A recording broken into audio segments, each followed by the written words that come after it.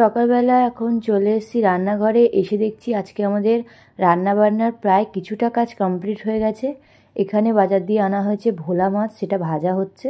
আর এদিকে অনেক দিন পর আজকে বাড়িতে এসছে লোটে মাছ, আমার সব থেকে ফেভারিট মাছের মধ্যে একটা।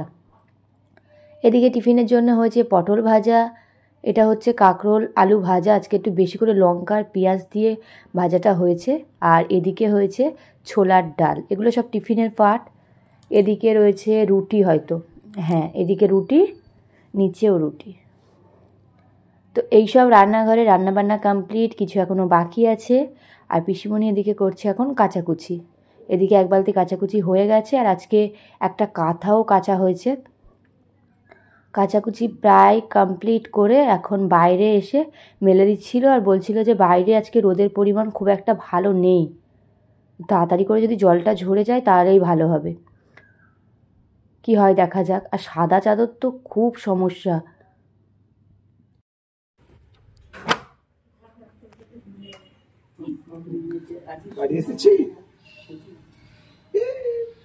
বাড়ি এসেছো? সকালবেলা ঘুম থেকে উঠে কে ঘুরতে যায়? কারেন্ট নেই, কারেন্টটা হুট করে চলে গেল।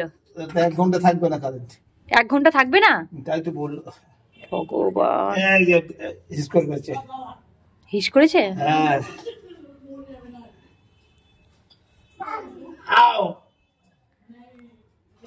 ঘেমে গেছে তো। বাইরে রোদ্দুর কম, গরম না। কোথায় ঘুরতে গেছিলিস এতক্ষণ সময় লাগলো? কোথায় ঘুরতে গেছিলিস এতক্ষণ সময় লাগলো? কারেন্ট চলে গেলে আর রক্ষা নেই। দুজনা কাজ ছেড়ে সবে খেতে বসেছে আর কারেন্টটা চলে গেল। Hello everyone, good morning. আবার একটা নতুন ভিডিওর সঙ্গে সকলকে জানাই অনেক অনেক ওয়েলকাম। শরীরটা এতটাই খারাপ হয়ে যাচ্ছে, কেন বুঝতে পারছি না। একটা করে দিন যাচ্ছে আমি ভাবছি শরীর ঠিক হয়ে যাবে, আরও বেশি করে খারাপ হয়ে যাচ্ছে। তো সেই কারণে কালকে সারা রাত ভালো করে ঘুম হয়নি। আজকে সকালে ঘুম থেকে উঠেছি অনেকটাই বেলা করে। এখন স্নান টান করে জব কমপ্লিট করলাম। মায়ের পুজো হয়ে গেছিলো আমি ওঠার আগে আজকে, আর মায়ের পুজোও করিনি। তো এখন যাব নিচের ঘরে, তারপর টিফিন খাবো। তো চলো আজকে দিনটা এইভাবেই শুরু করি। জানি না কিভাবে কাটবে, আদেও ভিডিওটা কন্টিনিউ করতে পারবো কি না, একদম শরীর দিচ্ছে না। আজকে ভিডিওটা এখান থেকেই শুরু করলাম, তোমরা ভিডিওটা দেখতে থাকো। চলো। টিফিন খাওয়ার পর একটু বেরিয়েছিলাম। মামনি বললো যে 2 রকম মাছ হবে, দুটোতেই টমেটো লাগবে, আর টমেটোটা নেই, সেই জন্য টমেটো আনতে বেরিয়ে পড়েছিলাম। আরও বেশ কিছু আমার কয়েকটা জিনিস আনার ছিল, তার মধ্যে তেঁতুল আনার ছিল। বাজারে এসে সমস্ত সবজি সব কিছু পেলেও তেঁতুলটা পাইনি। আর টমেটো প্রায় 7-8টা দোকান ঘোরার পরে একটা দোকানে টমেটো পেলাম। কেন জানি না কারো কাছে টমেটোই ছিল না। তো এখন সমস্ত সবজি নিয়ে গুছিয়ে চলে এসেছি। শুধু তেঁতুলটা পেলে আর একটু বেশিই খুশি হয়ে যেতাম। জাস্ট এক্ষুনি কারেন্ট এলো, আর যখন কারেন্ট ছিল না, এখন অনেকটাই বেলা হয়ে গেছে। এখন চলে এসেছি রান্নাঘরে, রান্নাবান্নাগুলো সমস্তটা বসানো হবে আর কি। এতক্ষণ কারেন্ট ছিল না বলে সবাই মিলে বসে গল্প করা হচ্ছিল বাবাইকে নিয়ে।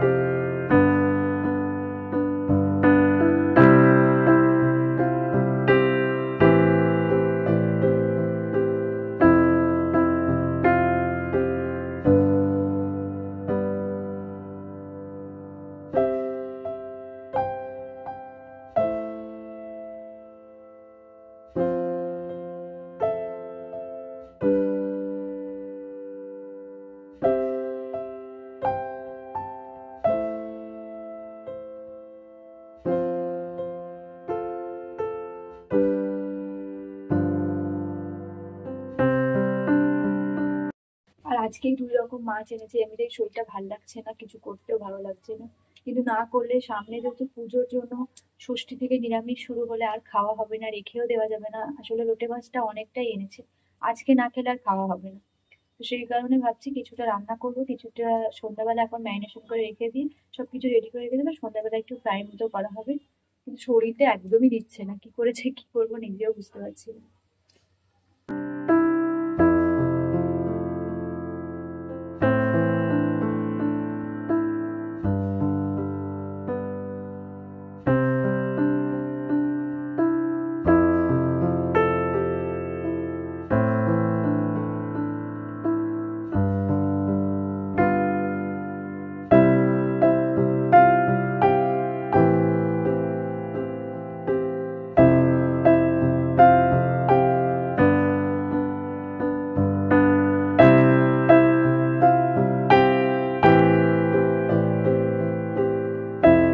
একটু আগে আমি তোমাদেরকে বলছিলাম যে লোটে মাছের ফ্রাই বানাবো। লোটে মাছটাকে যেরকম করে আমরা ঝুরি বানালাম সেটা দিয়েও কিন্তু যদি চপ বানানো যায় সেটা খেতেও ভালো লাগে, আর এইভাবে যদি ফ্রাই করা হয় সেটা খেতেও ভালো লাগে। আমার মনে হয় ওইভাবে চপ বানানোর থেকে লোটে মাছটাকে এরকমভাবে ফ্রাই করে একবার খেয়ে দেখো, এটা দারুণ লাগে। মানে একদম আমরা যেমন ভেটকি, বোলা ভেটকি বা ভেটকি মাছের ফিশ ফ্রাইগুলো খাই, পুরো সেরকমই লাগে। লোটে মাছটা লোটে মাছের মতো স্বাদ, ভেটকি মাছটা ভেটকি মাছের মতো স্বাদ, এইটুকুনি জাস্ট পার্থক্যটা থাকে, দেখলে একদমই বোঝা যায় না। এখানে লোটে মাছটাকে নিয়ে মাঝখান থেকে ভালোভাবে কেটে তার ভিতরে যে কাঁটাগুলো থাকে সেগুলো একদম ফেলে দেওয়া হয়েছে। তারপর মাছটাকে তো ভালো করে পরিষ্কার করে নুন হলুদ মামুনি মাখিয়ে রেখেছিল, হলুদটা না মাখালেই হয়, কিন্তু যেহেতু রান্না হয় বলে হলুদটা মাখিয়ে রেখে দিয়েছিল। আর তার মধ্যে আমি একটু আদা রসুন পেস্ট, একটু ভিনিগার, একটু কাসুন্দি আর একটুখানি নুন আর গোলমরিচ দিয়ে ভালো করে মাখিয়ে প্রায় 5-7 মিনিট মতো রেখে দিয়েছিলাম। আমি অল্প একটুখানি নুন দিয়েছিলাম, যেহেতু মামুনি আগে থেকে নুন দিয়ে রেখেছিল। আর এদিকে আমি 5-7 মিনিট রাখার মধ্যে ময়দা আর কর্নফ্লাওয়ার, এর মধ্যে আরও একটু নুন আর একটু গোলমরিচ দিয়ে ভালোভাবে মিক্স করে নিয়েছিলাম। তারপর আমি মাছগুলোকে নিয়ে ভালোভাবে ময়দা আর কর্নফ্লাওয়ারে ভালোভাবে মিশিয়ে নিয়ে রেখেছিলাম। তারপর যে ময়দা আর কর্নফ্লাওয়ার যে বাড়িতে গুলেছিলাম তার মধ্যেই একটু জল দিয়ে এখানে তার মধ্যে মাছগুলো একবার করে বুড়িয়ে নিয়ে, আর এখানে বিস্কুট গুঁড়ো যেটা ছিল সেটাতেই এইভাবে ড্র করে নিচ্ছিলাম। এটা অনেক রকম শেপও করা যায়, যদি ভালোভাবে শেপ দিতে চাও তোমরা, একটা ছুরির সাহায্যে খুব সুন্দরভাবে শেপ দেওয়া যায়। আমি আর অতটা চেষ্টা করলাম না, যেহেতু বলছিলামই তোমাদের আমার শরীরটা খুব একটা ভালো নেই, তো যেমনভাবেই হচ্ছে তেমনই করছি আর কি। সন্ধ্যাবেলা তাহলে টিফিনটা আজকে একটু জমকালো হবে, মানে বাড়িতে বানানো, সবসময় তো বাইরের বানানোই মাঝে মধ্যে খাওয়া হয়, তো আজকে বাড়িতে বানানো। তো কোনো শেপ দিচ্ছি না, এখানে পুরোপুরি আমার সবকটা ফিশ ফ্রাই রেডি হয়ে গেছে। এটাকে এখন ফ্রিজের মধ্যে ঢাকা দিয়ে রেখে দেবো, সন্ধ্যাবেলা ভাজা হবে। তোমরা চাইলে এরকম দুপুরবেলা সমস্ত কাজটা গুছিয়ে ফ্রিজে রেখে দিতে পারো, যেটা সন্ধ্যাবেলা চপ ভেজে সবাইকে দিতে পারবে। আজকে সমস্ত কিছু লেট। একে তো আমি ঘুম থেকে দেরি করেই উঠেছি, শরীরটা খারাপ, তার মধ্যে রান্না বান্না, এবার কিছুটা আমি লোটে মাছ রেখেছিলাম যেটাকে ফিশ ফ্রাই বানাবো বলে, সেটা রেডি করতেও বেশ অনেকটাই টাইম লেগে গেছে। তার মধ্যে কারেন্টটা চলে গিয়ে সমস্ত কিছু নষ্ট করে দিয়েছে। সবকিছু হয়তো গুছিয়ে টাইমে করতেই পারতাম যদি কারেন্টটা না যেত। কয়দিন ধরে আমি ঠাকুর দেখতে বেরোচ্ছি, আমার হাতে নেল পলিশ ছিল, আমি নেল পলিশগুলো কালকে তুলেছি, নেল পলিশ পরার সময়ই পাইনি। এখন বেশ কয়েকটা নেল পলিশ ঘেঁটে আমি এই কালারটা বের করলাম, এটা আমার খুব ফেভারিট কালার, এটা আমি কেনার পর একবারই পরেছি। নেল পলিশ বেশিরভাগ কেনা হয় মেরুন, রেড, এছাড়াও আমি সব রকম কালারই পরি। মামুনি এরাই একটু রেড মেরুন পরে, সেই জন্য আমার আর ওই কালার দুটো কিনতেই হয় না, ওদের থেকে নিয়ে নিই। আর আমি বিভিন্ন রকম কালারের নেল পলিশ পরতে ভালোবাসি, তো এই কালারটা ভাবলাম পরি, এটা সব রকম জামার সঙ্গেই যাবে। আর এখন রেগুলার নেল পলিশ চেঞ্জ করা আমার পক্ষে সম্ভব না, যেটা আগে আমি খুব করতাম। নেল পলিশ, ইয়াররিং এগুলো আমি সবসময় চেঞ্জ করে পরতেই প্রচণ্ডভাবে ভালোবাসি আর কি। আজকে একটা ড্রেস পরেছি সেই কালার নেল পলিশ, কালকে একটা ড্রেস পরেছি সেই কালার নেল পলিশ, এগুলো আমার প্রচণ্ড পছন্দের, কিন্তু এখন সম্ভব নয়, তাই জন্য এটাই পরি। এটা শাড়ি অথবা কুর্তি, চুড়িদার যেগুলোই পরবো সব কিছুর সঙ্গে যাবে। এখন নেল পলিশটা পরে নিই, আর একটুখানি রেস্ট নিয়েছি, এখন শরীরটা একটু ভালো লাগছে। আজকে রাতের রান্নাবান্না প্রায় কমপ্লিট, তরকারিগুলো একটা ভাজা হয়েছে, তরকারি হয়েছে, আর এদিকে বাকি ছিল রুটিটা করতে, সেটাই পিসিমণি করছে। আর এদিকে আমাদের সকলের জন্য চা বসিয়েছে। এছাড়া তো আজকে সন্ধ্যাবেলার টিফিন জমজমাট, যেটা ভাজা হবে, এখনও ভাজা হয়নি যেহেতু ফ্রিজে রাখা ছিল, তো একটু আগে বার করে দেওয়া হয়েছে, সেটাকে বাইরে রাখা রয়েছে। রুটিগুলো হয়ে গেলে তারপরে ফিশ ফ্রাইগুলো ভাজা হবে।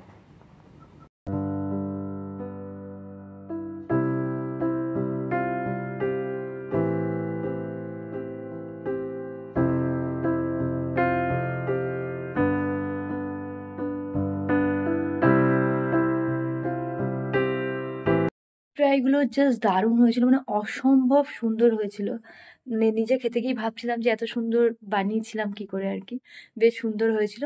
তারপর খাওয়া দাওয়া করে সন্ধ্যাবেলা টিফিন, চা, তারপর পিসিমণি আসলো, রান্নাবান্না করলো, সেগুলো সমস্ত কিছু কমপ্লিট করে এখন উপরে ঘরে এসেছি, এখন রেডি হব।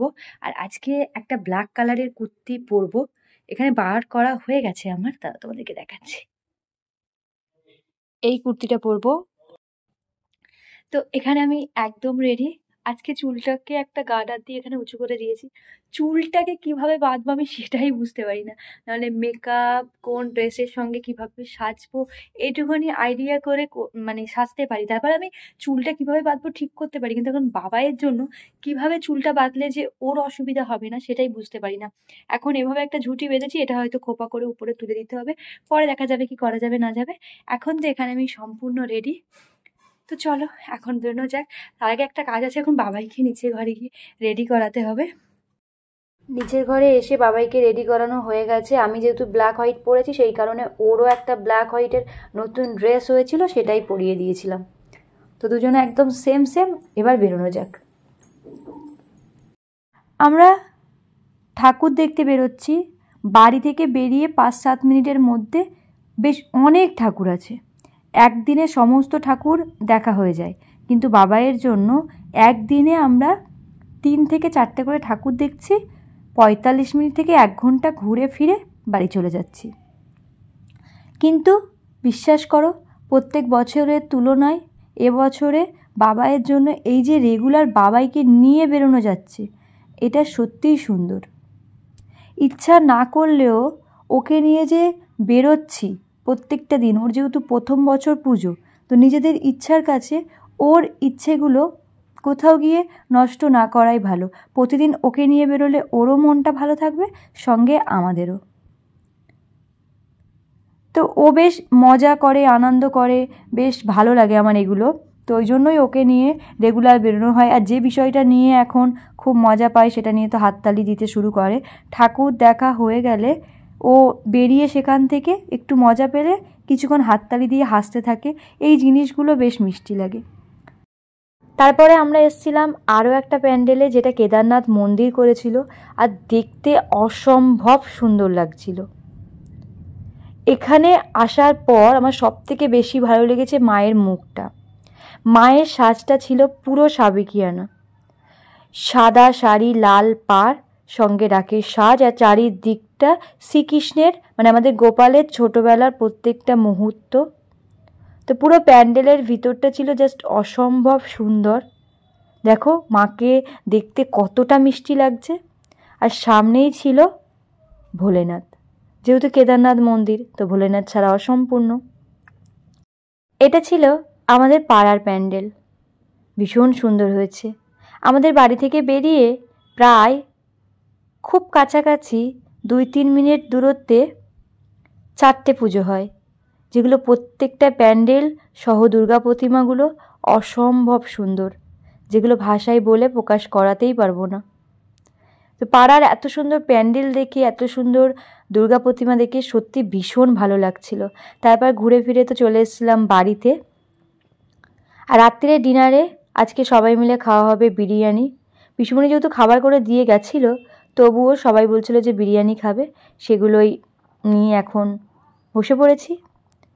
তো চলো, তোমাদের কার কেমন পুজো কাটছে, কে কেমনভাবে কাটাচ্ছ, কারা কারা ঠাকুর দেখা শুরু করলে, অবশ্যই সেটা কমেন্ট করে জানিও।